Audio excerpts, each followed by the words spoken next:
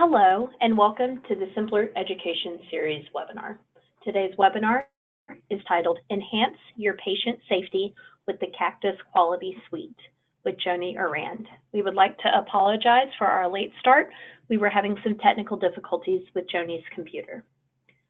If you have any questions that pop up during this webinar, please feel free to submit them on the right side of your screen in the question box for our live Q&A following the conclusion of this webinar. You will receive an email to be able to download the archive of today's webinar from communications@simpler.com within a few days of the conclusion of this webinar. Next slide. Now for some introductions. Today's webinar is brought to you by Simpler. Next slide. I would love to hand it over to Joni Arand now for her to take it away. Well, good afternoon, everybody. Thank you so much for joining today. I'm coming to you from Nashville, Tennessee, if you notice the accent, and it's not sunny here today, so hopefully it is where you are. Today we're going to be discussing patient safety and quality and how Simpler can hopefully assist you and help you with patient safety and quality. As you can see on the screen, I've started out with a little funny here. It says, Nurse Adams, please report to rooms 13 through 100 immediately. You have patients who need your attention. So obviously, we do not have a lot of time in the hospital to just focus on quality 24/7. However, it is very, very important. So hopefully we can come alongside you and help you with this a little bit.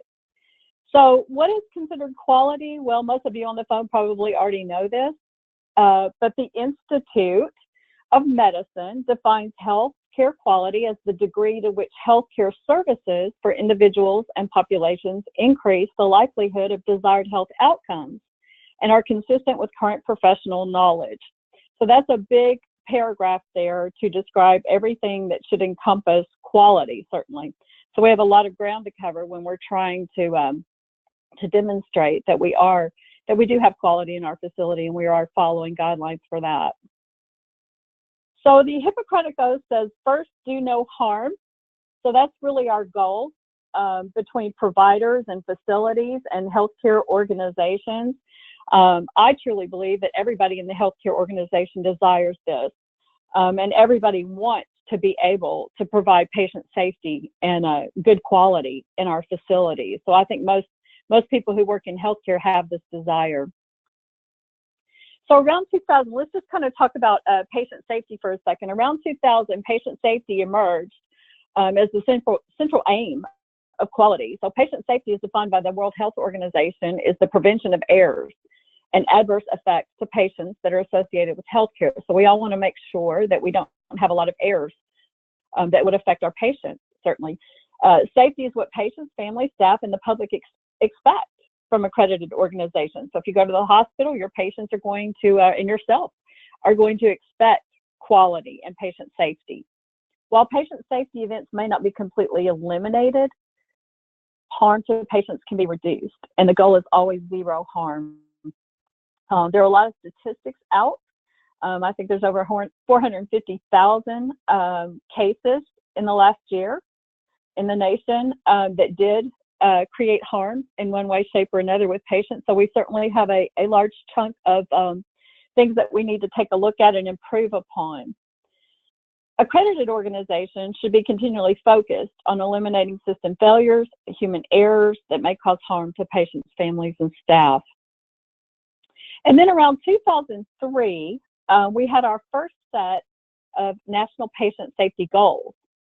So the goal is Sentinel event alerts, standards and survey processes, performance measures that can be met, educational materials, and so on. Following a solicitation of input from practitioners, provider organizations, purchasers, consumer groups, stakeholders, Joint Commission, and so on, determines the highest priority patient safety issues and how best to address them. So we want to include everybody in on that. The Joint Commission also determines whether a goal is applicable to a specific accreditation program, and if so, tailors the goal to be program specific. So that was in 2003. So 6 goals have been established for patient safety, and you may see these posted at different places in your facility. I think they're working on 2 more actually right now. The first goal is certainly to identify patients correctly. Secondly would be to improve effective communication. Now that's a big one. That could encompass a lot of things there. Thirdly, improve the safety of high alert medication. The fourth goal, ensure correct site, correct procedure, correct patient surgery. Fifth, reduce the risk of healthcare associated infections. And sixth, reduce the risk of patient harm resulting from falls. So we want to meet those goals. Now, which departments or areas are responsible for patient safety in the facility? Well, really everybody is. I think that orange button at the bottom encompasses most everybody, quality improvement. We all want to be involved in making sure that patients are safe. But specifically, utility system management is a department that is involved there, utilization review, risk management, quality or quality improvement, and infection prevention and control. So all of these attribute to and are responsible for patient safety, and they have to work together. And a lot of times in the facilities, it's difficult to do that. You may have disparate systems. You may be located in different places in the facility and not have the opportunity to meet as often as you need to or share data or information. Quality and safety are inextricably linked. The components of quality management systems should include the following. So any quality management system that you're currently utilizing should include these things: ensuring reliable processes, focusing on achieving better outcomes, using evidence to ensure that a service is satisfactory. So we need to be able to demonstrate and prove that what we're doing and what we said we were going to do are exactly the same. So any policies, procedures, workflows, bylaws, anything that we have in place, we should be able to demonstrate that we're actually following those, and then what the outcome was, and what actions are taken to improve the outcome. Now, we have an overlap, certainly, in risk management and quality here. So risk and quality functions overlap as far as patient safety is concerned. So you may not be able to see this. It's not really big, but you can have a copy of it. But essentially, risk has their area, and then quality has their area that they're responsible for. But the two sort of meet in the middle with many things. So again, the communication between the two and the ability to share data and information and analytics is really important. The Institute of Medicine came up with attributes. So these attributes are needed for quality around 2001, and there are 6 of them. Safety, that it's patient-centered, timely, effective, efficient, and equitable.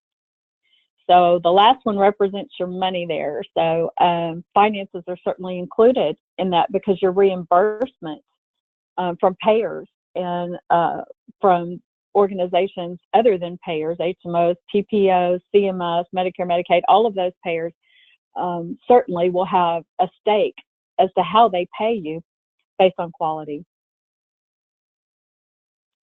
Then you have the Joint Commission standards. So there's 6 core competencies that we need to be looking at for quality for providers: interpersonal and communication skills, medical and clinical knowledge, patient care, practice-based learning and improvement with their specialty, professionalism, and then system-based practices. Again, money, cost-effective there.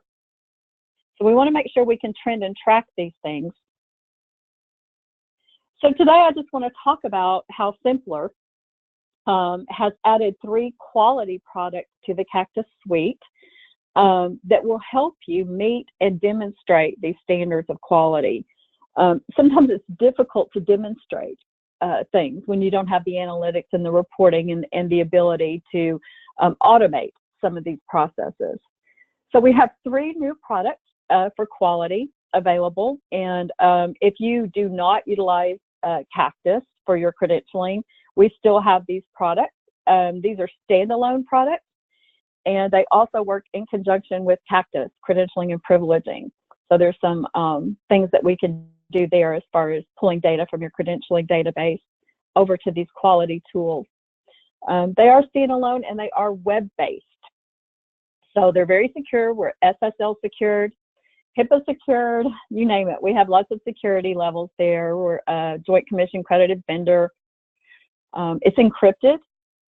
I sometimes hear, well, if you're going to do my peer review on the web, you know, what if somebody sees that? Well, it is encrypted if somebody were to break into it. But again, we have all those security levels that we follow, much like your bank today. So I usually ask physicians who might have a question about that, do you bank online? And if they say yes, I say, well, then, you know, you're trusting your finances online.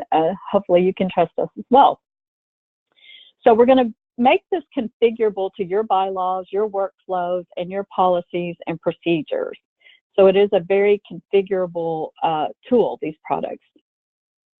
So right now, the Cactus suite has credentialing at the top there, privileging.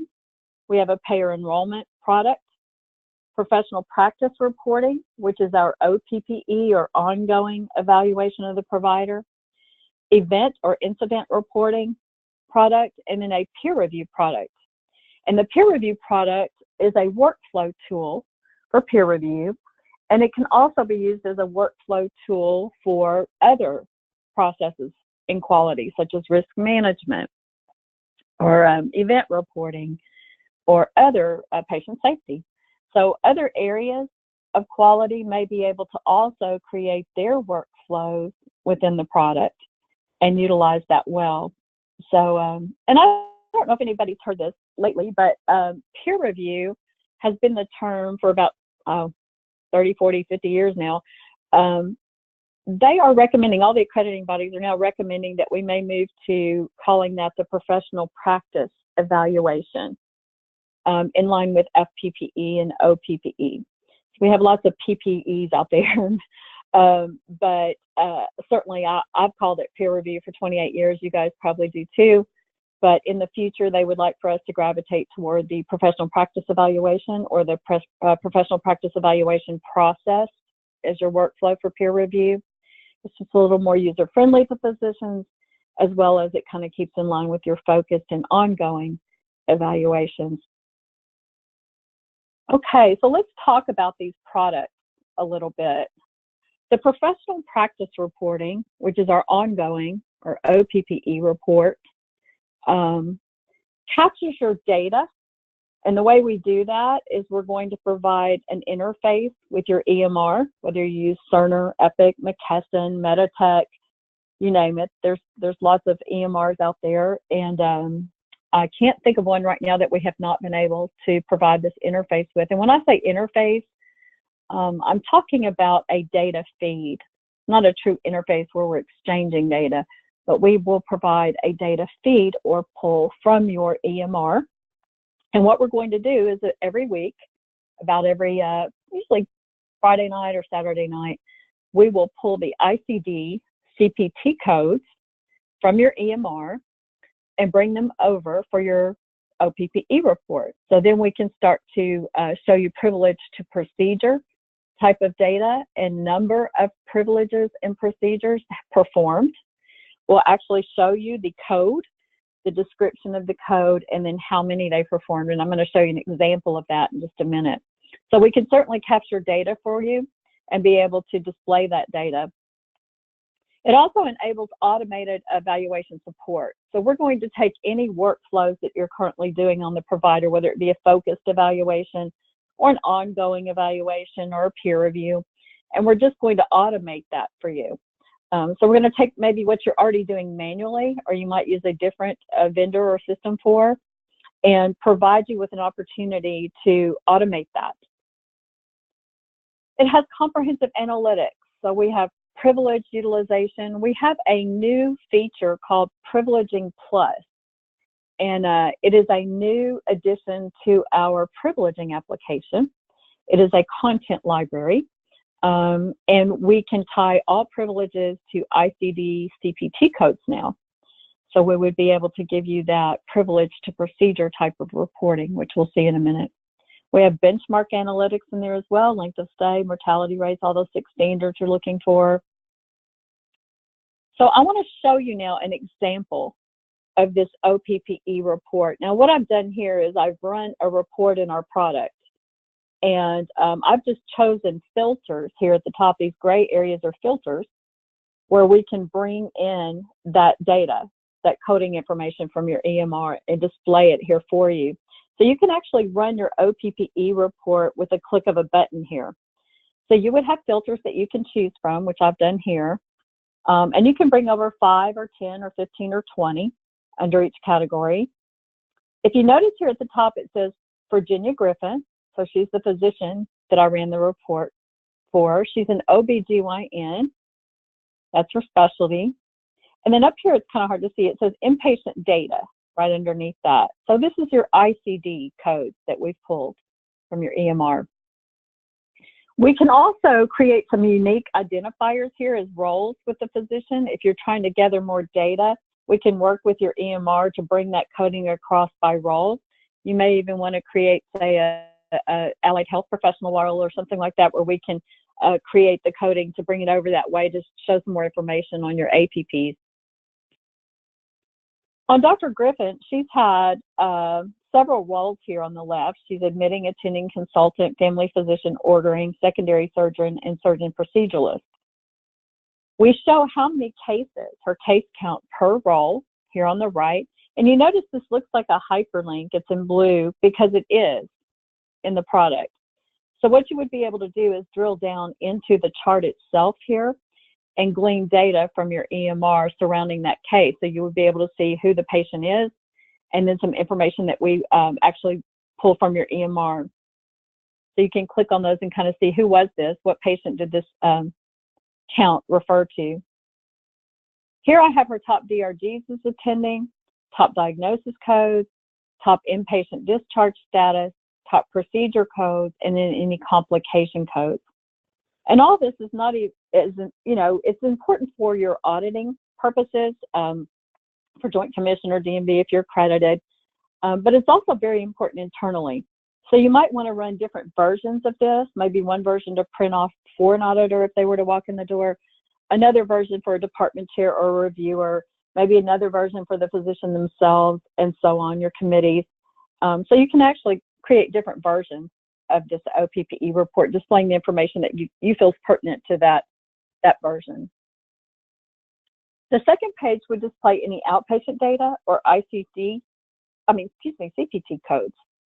So this is anything we can glean on those CPT codes. If you have employed physicians and you're doing their billing, and they are primary care physicians, OBGYNs, family practice, and so on, if you're billing for them, we can pull these CPT codes as well. Then we're going to give you the information on the coding itself. So we'll give you the code, the description of the code, and then how many she's performed there on the right under the count. So we'll let you know all of that information. And then this page would give you that privilege to procedure report. So on the left-hand side, you can see her core privileges that you've assigned to her in the privileging application in Cactus, and then how many she's performed of that core privilege. And again, excellent information for managing a physician, because you can look at those counts and say, wow, she's done 39 and her colleagues are doing an average of 10. Why is she doing so many immunizations? Well, maybe it's legitimate. Maybe she's the immunization physician. Maybe it's a coding error. There's lots of different reasons that you can look into if something looks kind of out of whack. Or if maybe she's just had one of a certain procedure or a certain privilege to procedure on her report, and you run this back a year or two and see that she still just has done one of those codes. So that might be a good indicator to say, maybe we need to do a focused evaluation to make sure, that she's still capable of that, since she hasn't performed but one in the last 3 or 4 years. Or ask her at reappointment, do you still want that privilege, and so on. So it's good information. Now you'll see this red area, which probably caught your attention. This is just our heads up here. We're going to let you know if there is a procedure that you have billed for under her name that you don't have her granted to do in your privileging application. So that may again be a coding error. Hopefully it is. Hopefully you'll never see any red. But this is a report that you would receive to let you know that she's actually performed this, we've billed for it, and we don't have her granted to do that procedure or that privilege. And then this page would give you those benchmarks that I was talking about earlier. We have her case mix index, her number of cases, mortality rates, readmission rate, length of stay, and average charges. Now, this first area gives you her information as an individual provider. The second line would represent her specialty. So she's an OBGYN. So that's all of the OBGYN's averages there. Then the third line would represent all of your specialties in your facility or hospital. If you have more than one facility, we can create a fourth line that would give you a system-wide data. And then we're working on an enhancement right now, a fifth line there. Hopefully we'll get that in the next year or so here, that would give you some nationwide benchmarking. We have tens of thousands of providers in our system. So it would be nice to be able to give you some nationwide benchmarking there as well. And then last but not least, we have this page. And this is optional. You can pull this information into your OPPE report. We have over 650 indicators in our peer review application, which I'm going to talk about next. If you use that peer review application or product, then you'll be able to trend and track those indicators. And we have different types of indicators, different categories, different sub-indicators, which I'll show you. And you can just choose from those. Since it is configurable, you can also add your own indicators to the list. Maybe there's something specific you're trying to measure or track by department. It just pertains to your facility. So we can add those measures or those indicators in the system. And that way you'll have an opportunity to trend and track those and report off those. And then if you so choose, you'll have filters to pull that information here into the OPPE report from peer review. So that's just a good example of our OPPE report. Now, if you'd like a sample copy of that, feel free to contact your sales representative for your area, because they do have a sample copy of that they can certainly send you. And you can share it or look it over if you have any questions. We can also provide webinars and demos or come on site to share that information. So now I'm going to talk about our second product, our second quality product, which is peer review. This is that workflow automation that I was describing. So we will configure this to what you're doing in your facility. Every facility does peer review differently. Every health system does it differently. Some are standardized, some are not. Some are standardized in their hospital per department, and then different per facility in the health system. So we realize that. We realize you're going to have different types of processes and workflows, different committees, different people in that review process. So we're going to assign a project manager on our side to work with you to help you configure this workflow automation to what you're currently doing. So we're going to get all of your bylaws, all of your policies and procedures, your images, your forms, your documents, your letters, and so on, and put them into the system, because we don't want anything abandoned. We want to make sure that we enable a consistent, repeatable, and defendable process.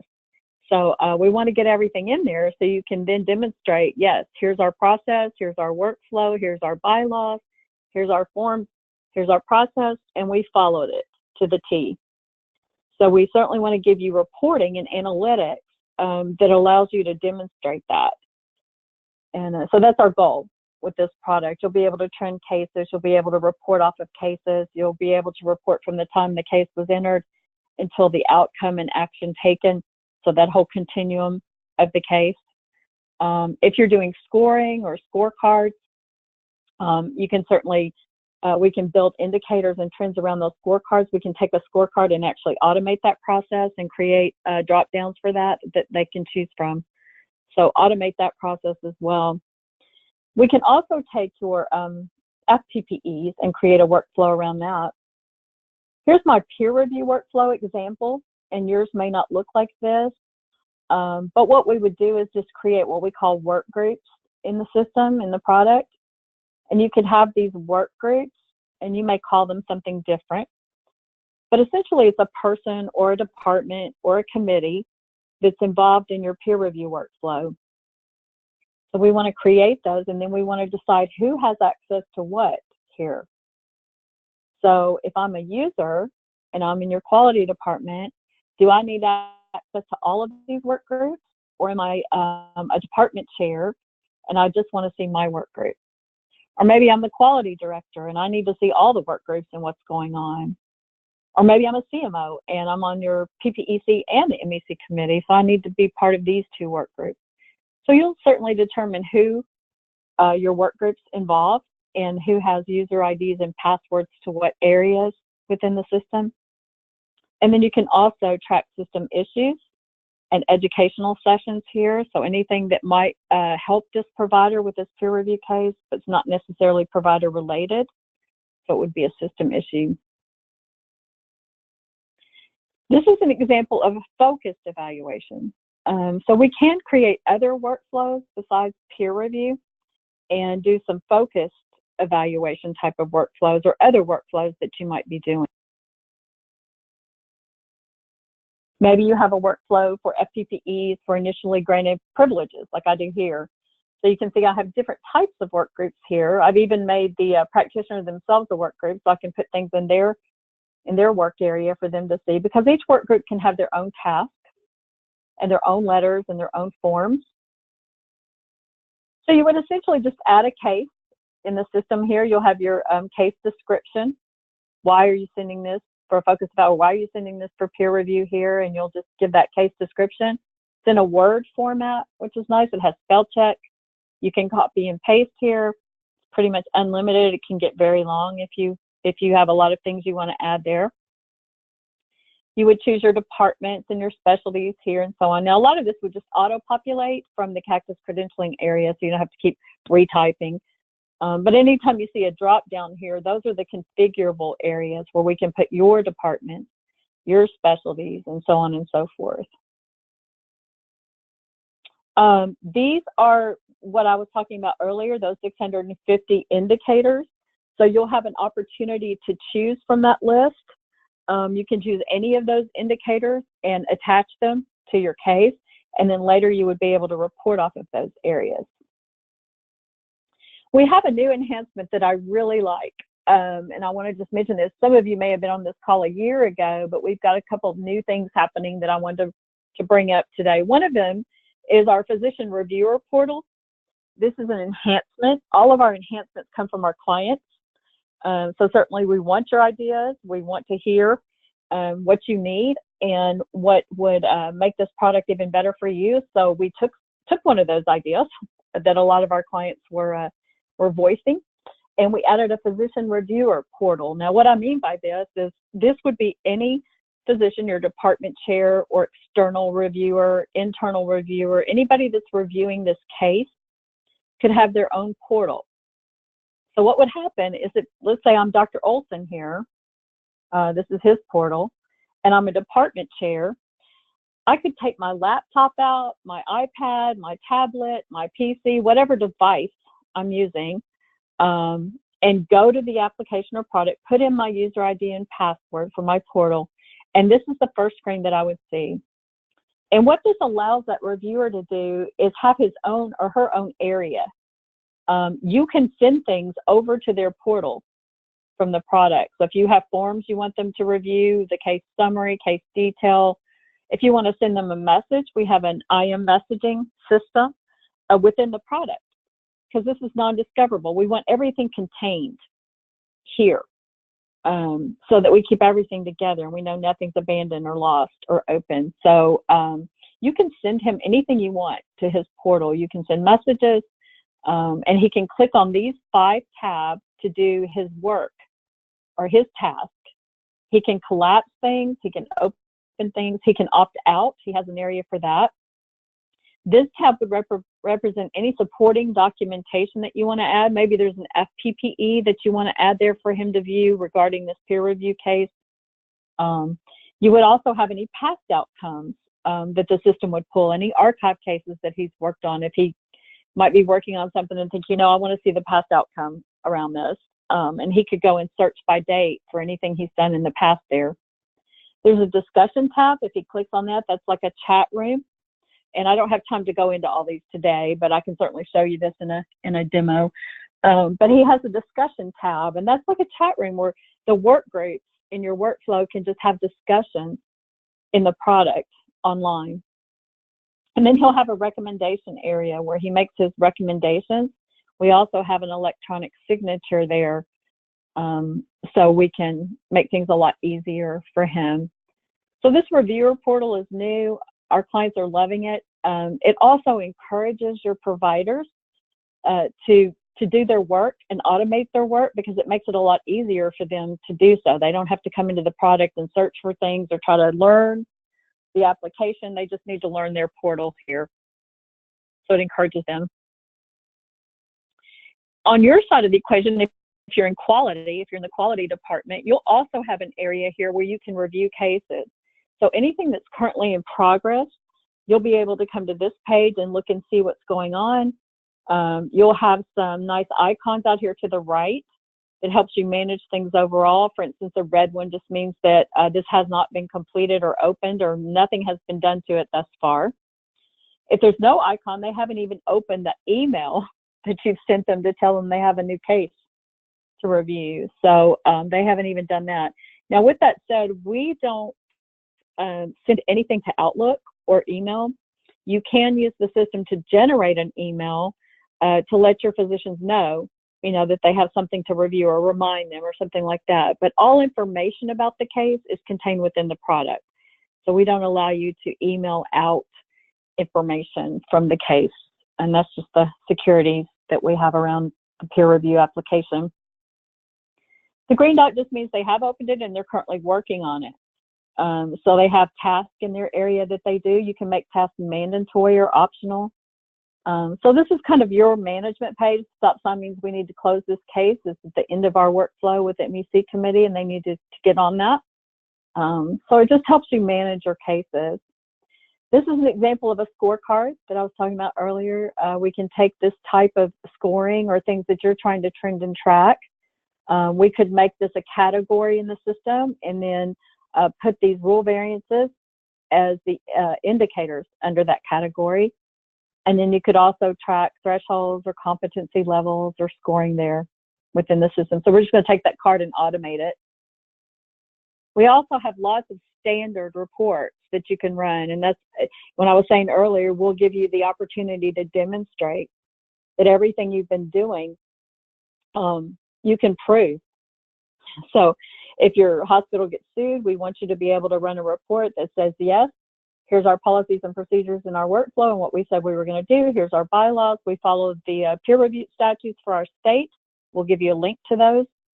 And then your reporting statutes.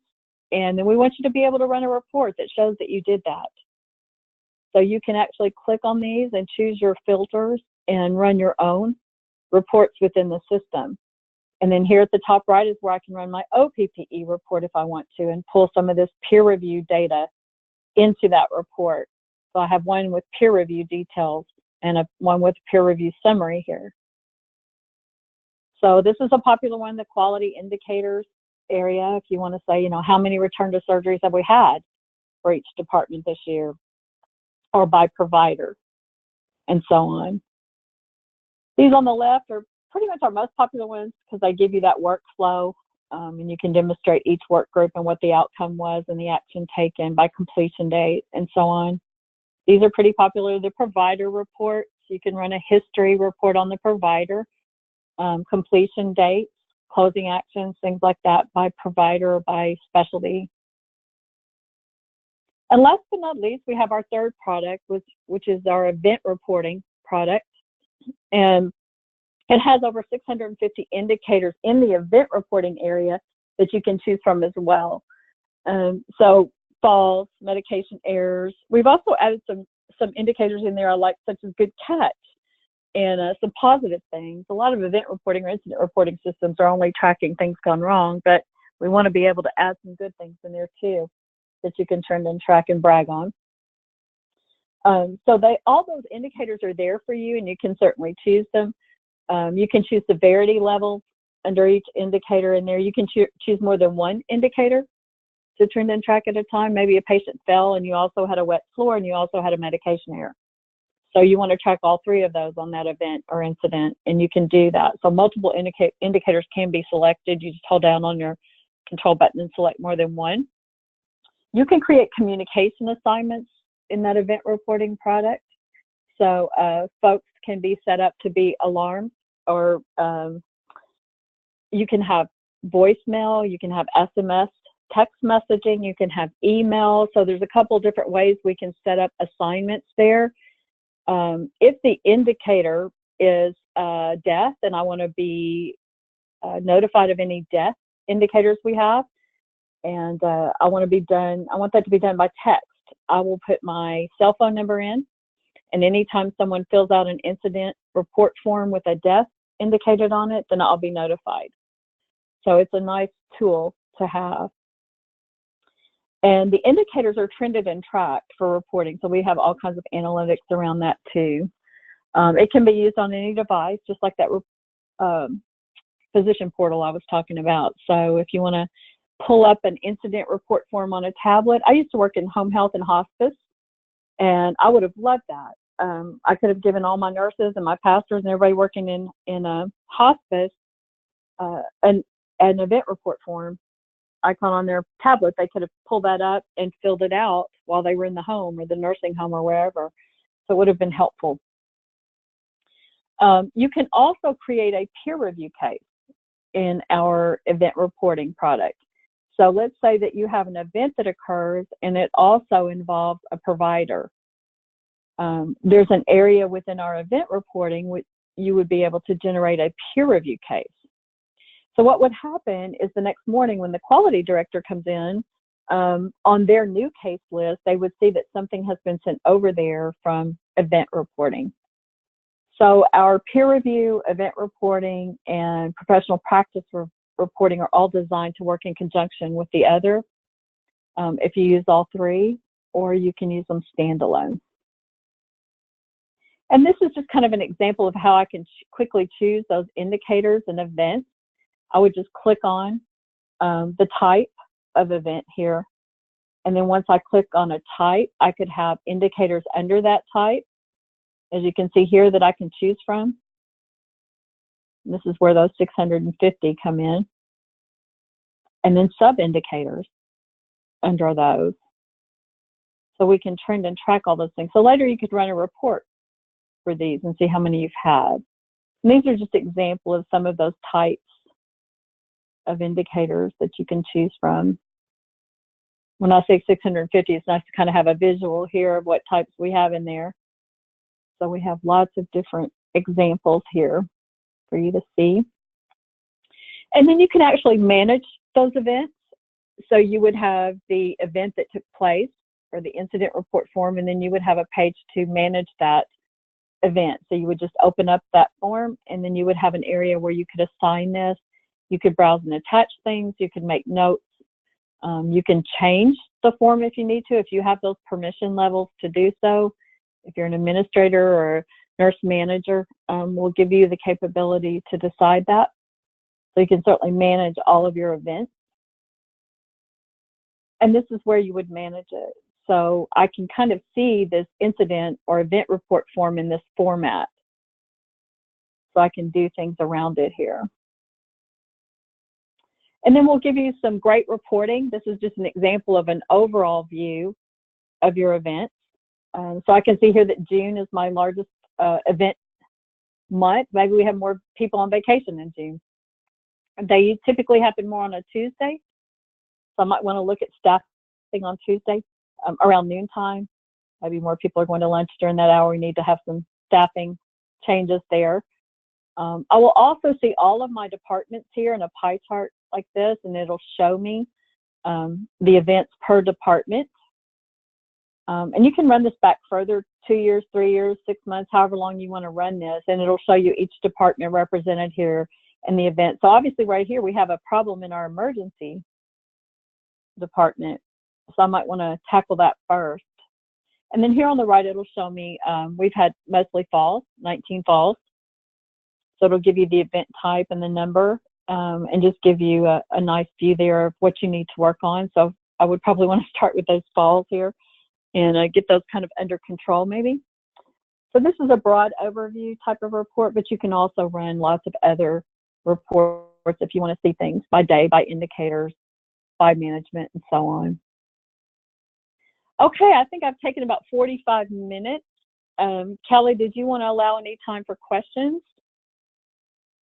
Yes, we've actually had one roll in, and Okay. I can read it off to you now, and if someone has any other questions, please feel free to submit them via the chat box on the right side of your screen. As another reminder, you will be receiving an email to be able to download today's slides and view an archive of today's webinar from communications@simpler.com within the next couple of days. So please be sure to add us to your address book to get that email and all future invites. The question that rolled in was, it's rather long, it was mentioned some information on the OPPE report requires us to be billing for the physician. We need a numerator denominator data, i.e. Dr. X has performed 100 surgeries and 5 had an injury to an organ, etc. Can this be done if the surgeon is not an employee and we do not do the physician billing? No, unfortunately not. If the billing, let's say you have a group of anesthesiologists or radiologists or someone that you contract with, but they're not part of your hospital or facility and you're not doing their billing, unfortunately, we cannot track and trend their procedures. The only thing that we can do is create what I talked about before, those unique identifiers and roles within your EMR, and that would take me about an hour to explain all that, but we have that capability. And some of our clients will go ahead and create a role and they will log the procedure but not bill for it. And we have that capability if you know what procedures they're performing. So it is, I don't want to promise it, but it is possible in that way, so that we pull by role versus code. And then the second way that some of our clients are doing that is just gleaning that information or data from that group or that physician's practice management system and sending that report to be included in their OPPE. So unfortunately, I wish, but we do have a lot of new opportunities through our API and HL7 interfaces and things like that in your facility to share data. So it just kind of depends on how you're recording that data with those providers. And if you want more information around that or more discussion around that, let us know. I don't know if you know who your sales representative is for your area. If you don't, feel free to create a support ticket and ask. And we can set up, say, a call or a demo to talk around that. I mean, I'd be happy to do that. Give you some examples of how we've been able to help in that area. Hopefully that answered it for now. Not a problem. I can also connect you both offline. Another one that has rolled in, how do you map an organization's specialized privileges to our CPT or ICD? And how do you capture nurse practitioner activity if it's not coded with CPT, ICD? Right. Again, that second question is around the roles that we create, those unique identifiers that we're going to create in the EMR system, and we're going to pull things by role or procedure versus ICD, CPT. So that's kind of per the first question there for that second question. And then what was the first one, Kelly? Can you read the first question again? I sure can. How do you map an organization's specialized privileges to the ICD or CPT codes? Gotcha. Okay, so the Privileging Plus library, the content library in your Cactus privileging application has all of the privileges currently there. We have over 9,600 delineations and 250 specialties in there. So we have about 40 sources that we use. We have a team of people here that does the research for those privileges. So we're going to give you all the criteria and content for that privilege, and then we're going to divide that into core and special privileges. And the special privilege area has the threshold criteria associated with it. And then we take every special privilege and link it to the ICD or CPT code in that privileging application. And then later we can pull those privileges and line them up with the special privilege. Now, I get asked too, well, we already have our privileges, so we don't need the content and criteria. And that is all editable. If you don't like our criteria and content, you want to change it, you can certainly do that. Or we can take your current privileges and just tie them to the ICD CPT codes. And we even have consultants that will help you get them in there if you want us to. So lots of different options there. But each special privilege in that library is tied to an ICD CPT code. And if you want to see that, let us know. We can show you how that works. All right. Next one. Can any quality indicators be identified per physician without billing? In that workflow, that peer review workflow is where you would track those. You don't need the interface with the EMR to do it there. You would select your indicators around that workflow, and then we can trend and track them there. So if you're trying to track measures or indicators without the billing codes, we can do it there. All right, fantastic. Another one. How do you integrate historical peer review stored in legacy systems to have trending reports? Right. At this time, we do not integrate it. We don't bring over data from other systems. And one of the reasons for that is we usually compete with them. So if it's another vendor that you've been using for your peer review and you switch over to Cactus, that vendor will certainly not allow us to pull data or pull historical or legacy data from that. Now, if you have it in the hospital and you're hosting Cactus on your server in the hospital, there are ways sometimes that we can work around that and upload that data into our archived area of peer review. So there's a couple different ways we can kind of try to get around that, but we cannot actually pull the legacy or disparate data from another system. All right, thank you, ma'am. Next one. Is there functionality to enter all cases screened for peer review, even if the cases do not meet criteria for peer review? Yes, absolutely. And there's a page I didn't show you in the slideshow there where you can do that. You will have what's called a peer review description area. It'll be all new cases for peer review, but they're not necessarily going to be afforded on for the peer review process. So yes, we have the capability to do that. All right, fantastic. That is all the questions I currently have at the moment, Joni. Is there anything you would like to say in closing to our audience? Yeah, just a couple things. First of all, thank you for your time. I know you took an hour out of your day, hopefully got a sandwich or something while we were talking. And I really appreciate you joining the webinar. And I know this is like drinking from a fire hydrant. So you saw a lot of things flash before you here in this little PowerPoint. And again, it would take me probably 15 or 20 minutes to walk through each area. So I am more than happy to spend time. If there's one of these products that you would like to take a closer look at or have more questions about one-on-one or as a group, please let us know, because we're more than happy to set up a webinar or a demo or come on site and spend more time on them. But thank you so much for your time today. I do appreciate it. All right, thank you so much, Ms. Joni. And thank you to everyone, like Joni said, for joining us today. We hope you join us next time. We are still finalizing our topic for our next month's webinar, but please remember to add communications@simpler.com to your address book to ensure that you do get those invites. We hope you have a great rest of the day, and we will see y'all next month. Bye, everybody.